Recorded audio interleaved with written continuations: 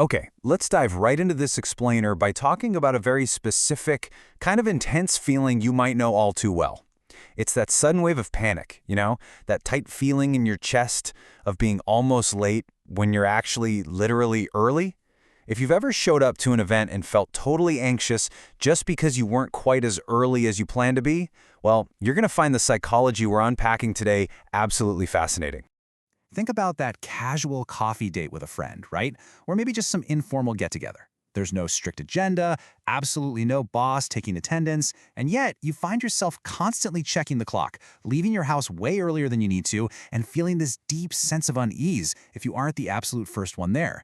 Now, other people might look at you and just think, wow, they're super punctual. But when we actually look at the psychology behind this, a completely different story emerges. There's a much, much deeper reason driving this habit. So here is the absolutely crucial point. It really isn't about the time on the clock at all. It's actually about how your brain handles uncertainty. What if I told you that the extra 15 minutes you're always budgeting for isn't just some practical buffer for bad traffic? It's actually this brilliant, totally subconscious strategy your mind uses to create a sense of psychological safety. Let's look at what we actually mean by psychological safety here. For a lot of early arrivers, this buffer period is completely essential. It's basically a dedicated window of time that lets the brain process the physical environment and establish a solid baseline of predictability before all the chaotic social noise kicks in. And honestly, once you understand the hidden mechanics of this behavior, you realize that getting there early is actually a highly sophisticated form of emotional self-protection. Let's break down exactly how this works. This brilliantly illustrates our first main point. The human brain often values familiarity and predictability even more than it values, well, happiness. It's crazy, right? For a lot of us, the unknown is just a massive, totally overwhelming source of stress. When you walk into an unfamiliar situation, your brain is practically working overtime just trying to calculate every single potential variable. Which brings us to section 1, craving predictability and eliminating the unknown. Arriving early instantly wipes out all those stressful variables, guaranteeing the environment is perfectly predictable before anyone else even shows up. Moving right along to section 2, building mental models to map the landscape. It turns out fast learners and highly analytical people use this early arrival time to build what psychologists call mental models.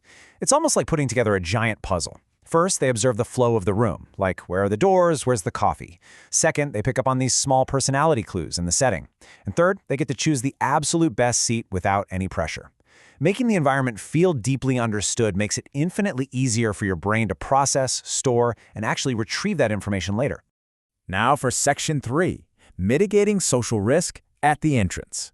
For a lot of people, walking into an active, buzzing room feels like a massive social risk. But this brilliant psychological pivot happens when you show up early. You completely transition from being the observed, with all eyes on you, to the observer. Gathering emotional intelligence as other people walk in feels infinitely safer than being the center of attention in a room that's already packed.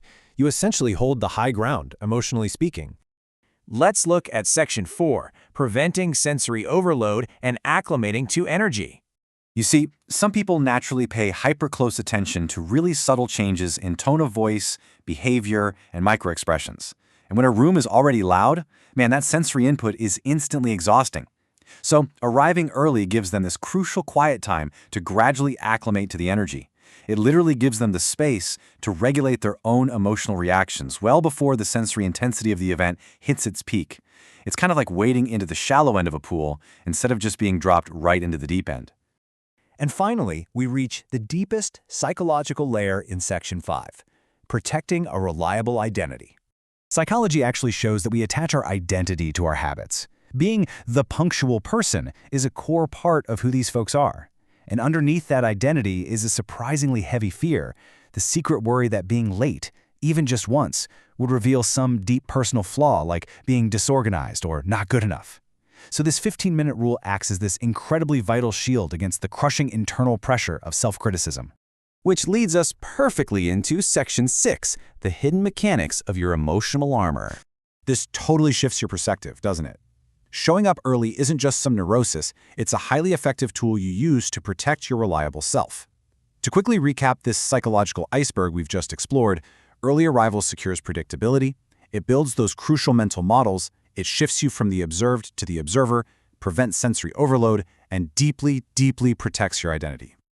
If this explainer just reframes how you see yourself, or maybe gave you a whole new appreciation for your notoriously early arriving friends, it really makes you wonder.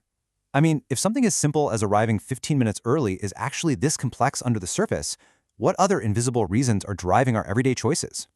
What other simple, everyday habits are secretly acting as your emotional armor? It's a pretty fascinating question to leave you with today. If you enjoy noticing these hidden psychological patterns, the invisible mechanics behind human choices that most people completely overlook, make sure you subscribe to the channel. We're going to be uncovering plenty more of these fascinating insights in our next explainer, so stick around.